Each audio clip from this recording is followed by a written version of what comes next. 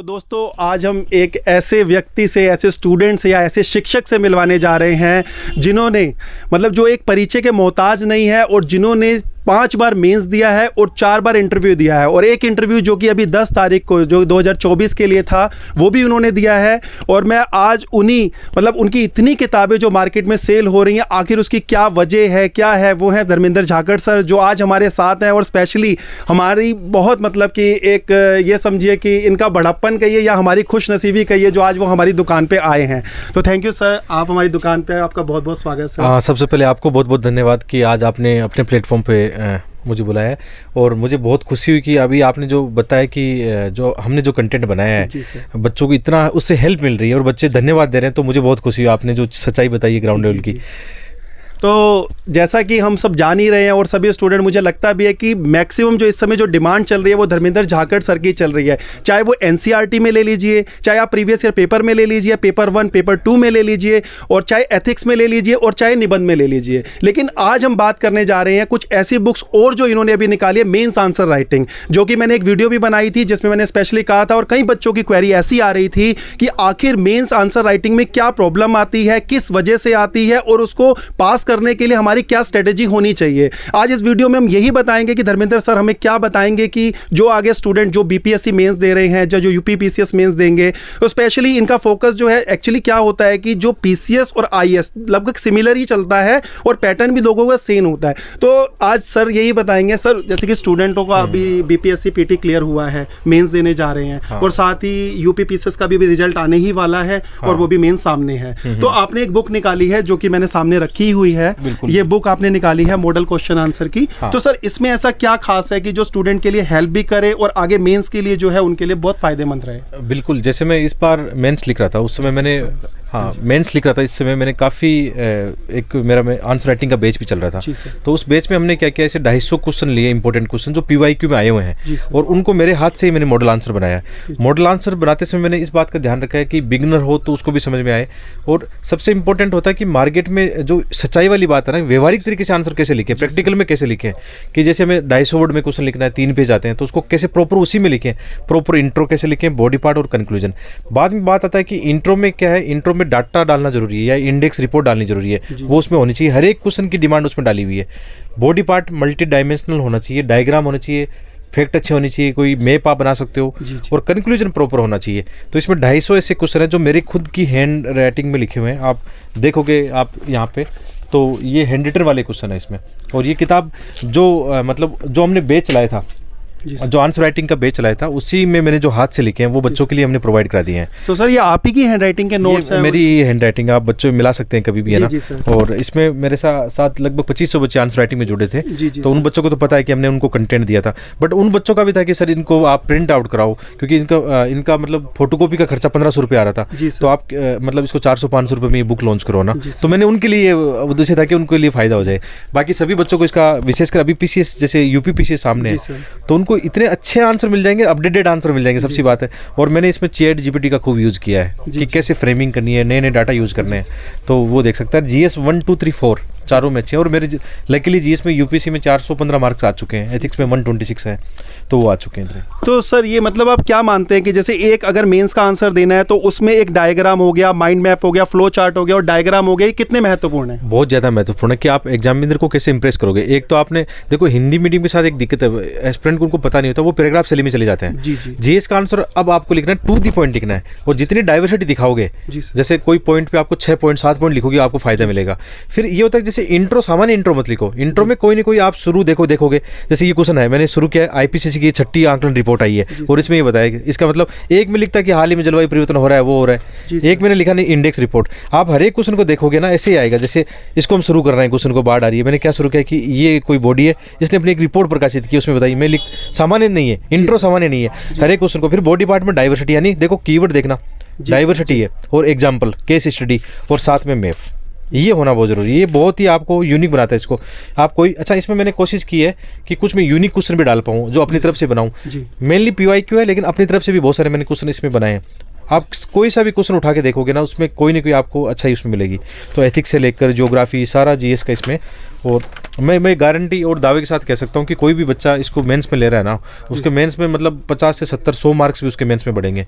विशेषकर इसलिए लॉन्च करना जरूरी था कि पीसीएस यूपीपीसीएस अभी सामने, यूपीएससी वालों के लिए तो कोई इसमें कोई तोड़ ही नहीं है कि ऐसी बुक मार्केट में आई नहीं है। जैसा कि सर बता भी रहे हैं और बहुत अनुभवी एक स्टूडेंट भी हैं और एक शिक्षक भी हैं, कहने का मतलब इनको पूरी तरह से पता है कि आखिर डिमांड क्या है। अगर एक एग्जामिनर डिमांड करता है या किसी के आगे आप क्वेश्चन परोस के, जैसे कहते हैं ना खाना परोसने का एक तरीका होना चाहिए, तो ऐसे ही मेंस का जो है ना एक तरीका होना चाहिए कि आपको एक क्वेश्चन को आंसर को किस फॉर्मेट में लेके जाना है, और वही चीज़ इस बुक में सर ने दिखाई है। अब साथ ही साथ हम बात करते हैं सर, जैसे पीटी की अगर हम बात करते हैं, पीटी के क्वेश्चन कई तरह के हैं, जैसे कि कई पब्लिशर ने निकाले, अरिहंत हो गया, साथ ही में अगर आप देखते हैं दिशा हो गया, दृष्टि हो गया, इतने सारे क्वेश्चन होने के बावजूद भी फिर भी आपने अपना एक क्वेश्चन बैंक निकाला। और मैं कहता हूं कि इतनी डिमांड है मार्केट में, इतनी ज़्यादा डिमांड है, और सबसे अच्छी बात क्या है जो स्टूडेंटों को अच्छी लगी कि आपने जो इसका प्राइस रखा है बहुत रीजनेबल रखा है। कहने का मतलब है देखिए आखिर आप भी एक स्टूडेंट है और आप एक स्टूडेंट का समझ सकते हैं कि वो किस हिसाब से फाइनेंशियली कैसे, मतलब एक पॉकेट मनी के हिसाब से कहाँ उसने खर्चना है। तो इतना सब कुछ करने के बावजूद आखिर इसमें ऐसा क्या खास कर दिया आपने कि मतलब इसकी इतनी ज़्यादा डिमांड आ गई? हाँ, जैसा मेरी क्वेश्चन, हाँ बिल्कुल दिखाएंगे। और मतलब जैसे मेरी तैयारी की जर्नी में भी मैंने ये देखा, 10-15 साल हो गए तैयारी करते हुए ना, तो मैंने ये नोटिस की कि जो पीवाई क्यू होता है उसमें कई तरीके मिसिंग थे। मतलब एक तरीका तो ये मिस था कि जैसे 4 स्टेटमेंट आते हैं, उन चारों का सही से एक्सप्लेनेशन नहीं था, क्योंकि एक्सप्लेनेशन का अगले साल क्वेश्चन बन जाएगा। मैंने बच्चों को ये भी बताया कि जैसे ये 4 स्टेटमेंट है, कोई भी चर्चा में अगले साल इसका प्रॉपर क्वेश्चन बन सकता है। एक ये बताया कि ये क्वेश्चन बार बार रिपीट कितना हो रहा है, हमने वही लिख दिया कि ये 3 बार रिपीट हो चुका है, अब रिपीट हुआ है। चौथा तीसरा हमने ये दिखाया कि कॉमन सेंस का यूज कैसे करना है। मतलब कई बार होता है क्वेश्चन बाउंसर होते हैं, लेकिन उनको फिर भी हैंडल कर सकते हैं, उसमें कॉमन सेंस के तरीके दे रखे हैं। और फिर अपना एक्सप्लेनेशन इतना प्यारा है, मतलब उसमें हमने मैप डायग्राम वगैरह जो एक बोरिंग होता है वो खत्म कर दिया, और किताब का डिजाइन अच्छे से किया हुआ है, बॉक्स बना के सारा है ना, और फिर बच्चों के काम आने लग गई।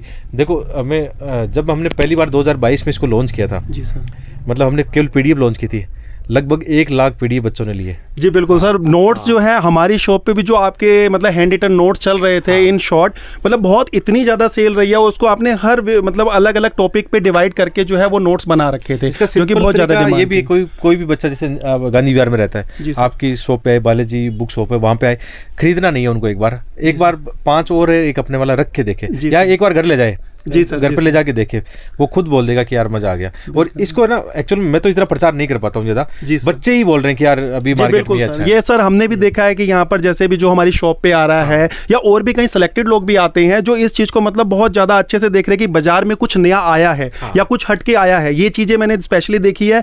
और ये जो इसमें जो सॉल्ट पेपर की अगर हम बात करते हैं, तो इसमें जो भी आंसर दिया है, जो हमने भी देखा है कि पूरा जो है उसको 15-16 विभाजों में बांट दिया गया है, जिससे क्या होता है कि उस क्वेश्चन से जो रिलेट करते हैं वे और भी तरह के क्वेश्चन आते हैं, तो आप उसका आंसर इजीली दे सकते हैं। बिल्कुल कंटेंट, फिर कई बच्चे तो ये कहते हैं कि सर हमारे तो आपके एक्सप्लेनेशन से रिवीजन हो गया, इतना कंटेंट दे रखा कि रिवीजन हो गया। जैसे एथिक्स की क्यों अपनी किताब इतनी चली थी ना, उसके पीछे कारण था कि हमने इसमें डायग्राम देखना, एक बार हर एक पेज को आप खोलोगे, क्योंकि एथिक्स के पेपर में आजकल ये चल रहा है, आप डायग्राम नहीं बनाओगे तो उतना अच्छा लगेगा नहीं। आप देखना इसमें ये डायग्राम आप रियल एग्जाम में भी बना के आना, उससे बहुत बेनिफिट मिलेगा। और ये टू दी पॉइंट है, मतलब जो सिलेबस है उसका टू दी पॉइंट निचोड़ है ना।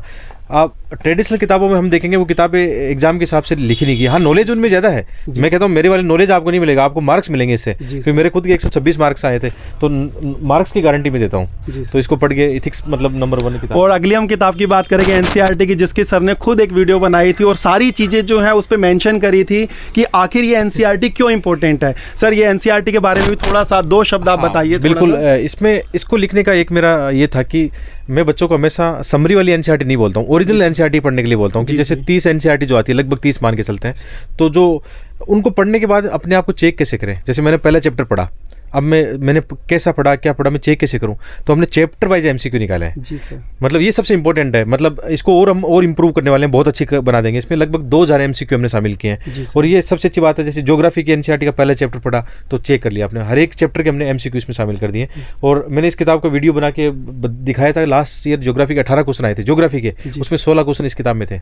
ये इसकी मतलब है वीडियो सबसे अच्छी खासियत यही है, और इसीलिए सर ने इसकी वीडियो बनाई थी, क्योंकि मैक्सिमम क्वेश्चन जो है इसी सिंगल बुक से आ गए थे। से जो कि एनसीईआरटी बेस्ड है। और सर की ये बुक्स जो है ये आप देख सकते हैं, ये इंग्लिश मीडियम में आई हुई है सीसेट की, और हिंदी मीडियम में भी सीसेट इन्होंने निकाला हुआ है। सीसेट में इसमें है ना, आप किसी को पैसेज में दिक्कत आ रही है, विशेषकर पैसेज को लेकर, तो वन स्टॉप सॉल्यूशन है पैसेज का। इतना क्योंकि पैसेज में भी कॉमन सेंस लगता है, कई बार ये लगता है ना कि मतलब पैसेज में ट्रिक्स लगती है, उनको मैं बोलना चाहूँगा, वो हमने इसमें दे रखी है। अपनी किताब को यही यूनिक बनाता है कि प्रैक्टिकल वे क्या है। सर मैं यही, यहाँ पर भी कई स्टूडेंट आते थे, वही जो है पैसेज में ही सबसे ज़्यादा प्रॉब्लम आती है, और मैक्सिमम स्टूडेंट कहते हैं कि हम सारे क्वेश्चन सोल्व करते हैं और पैसेज को लास्ट में करते हैं, क्योंकि एक तो टाइम स्पेंड बहुत ज़्यादा होता है उसमें, और दूसरी चीज़ें हैं कि वो आंसर क्या रहेगा, जैसे कि आपने कहा पूरा ट्रिकी और लॉजिकली रहता है। हाँ। और यही सर की है 12 ईयर जो कि हिंदी में बता रहे हैं। और एक किताब सर ने निबंध की भी निकाली हुई है, जो कि ये निबंध है, अगर आप चाहें तो। बाकी सर बुक्स तो आप हमसे भी ऑर्डर करके मंगवाते रहते हैं। हाँ, बिल्कुल। और मैं सारी बुकें लगभग लगता है कि आपको प्रोवाइड करवा ही देता हूँ। बिल्कुल, आप मतलब कहीं भी भारत में हो, आप आराम से इनको कॉल करें या मतलब मैसेज करें, आप किताबें मंगा सकते हो। ट्रस्टेबल है, कोई भी समस्या है तो आप हमें यूट्यूब पे कमेंट कर देना कि भाई आपकी किताबें नहीं पहुंची, क्योंकि ट्रस्ट बहुत जरूरी है बच्चों के बीच में। आपका तो नाम है ट्रस्ट। सर हमारी भी कोशिश यही रहती है कि हम रिजनेबल प्राइस पे, जैसे कि होता है कि आपकी स्पेशल तो क्योंकि आपने ये बोल रखा है हमें कि जैसे जो भी स्टूडेंट हो कोशिश यही करिए आप कम से कम रेट पे उनको प्रोवाइड करवाइए। तो हमारी कोशिश यही रहती है। तो जैसा कि हमारी धर्मेंद्र झाकड़ सर से बात हुई है, सर एक लास्ट और क्वेश्चन था कि जैसे सर अब सारे मेंस करने वाले हैं, सभी स्टूडेंट हैं, पीटी निकल चुका है बीपीएससी का और यूपीपीसीएस का जो है रिजल्ट आने ही वाला है 2-4 दिन में। तो सर मेंस के लिए क्या एक मैसेज देना चाहेंगे बच्चों के लिए कि क्या प्रिपरेशन करनी चाहिए और कैसे करनी चाहिए, क्योंकि अभी आपने 10 तारीख को इंटरव्यू भी दिया है, ये भी मेंस क्लियर करा है और आप 5 टाइम लगभग मेंस क्लियर कर चुके हैं, तो थोड़ा सा आपके पास एक एक्सपीरियंस भी है, तो प्लीज़ थोड़ा सा एक शेयर करिए कि आखिर उसको किस चीज़ पे फोकस करना है। बिल्कुल, इस समय 2 बातों को ध्यान रखना है। एक तो अपने to the point short notes बना ले रिवीजन के लिए, और दूसरा है आंसर राइटिंग जरूर करना है। आंसर राइटिंग में क्या करोगे, जैसे विशेषकर यूपीपीसीएस में आपको करना है, जो यूपीएससी के पीवाईक्यू है उनको आप निकालो। मैंने आपको मॉडल आंसर दे दिए, इनको आप हेल्प ले सकते हो। इसके अलावा यदि आपको टॉपर्स की कॉपीज मिल जाती है यूपीएससी वालों की, या आपके यूपीपीसीएस में या बीपीएससी में मिल जाती है, टॉपर्स की कॉपीज जरूर देखो, उससे आपको वो आइडिया लग जाएगा कि कैसे फ्रेमिंग करनी है, आपको टाइम टेबल का कैसे ध्यान रखना है। और आंसर में थोड़ा यूनिकनेस लाओ अपने आंसर में, बोरिंग तरीका मत लिखो, टू दी पॉइंट लिखो, फालतू में कहानी नहीं कहनी अपने को, जो पूछा गया उसको प्रॉपर वे में लिखो। डाइवर्सिटी आंसर में ज़्यादा लाओ, डायग्राम दिखाओ, डाटा का यूज करो, और निष्कर्ष वगैरह ये अच्छे से लिखने का प्रयास करो। जी सर, थैंक यू।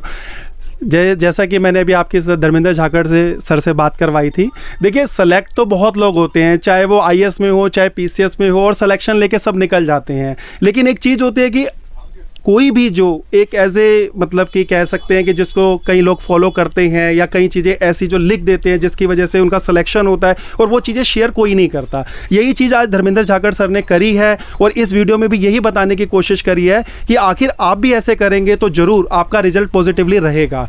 तो यही चीज़ है इनकी विनम्रता का, और कोशिश यही रहती है कि हर आदमी को ये कॉपरेट करें, जो भी सिविल के स्टूडेंट है या एस्पिरेंट हैं, प्रॉपर उनको गाइडेंस देते हैं। और इनका भी अपना एक यूट्यूब चैनल है जिसको कई लोग जो है मतलब मुझे लगता है हज़ारों लाखों में फॉलोवर भी हैं इनके, इनको फॉलो करते हैं।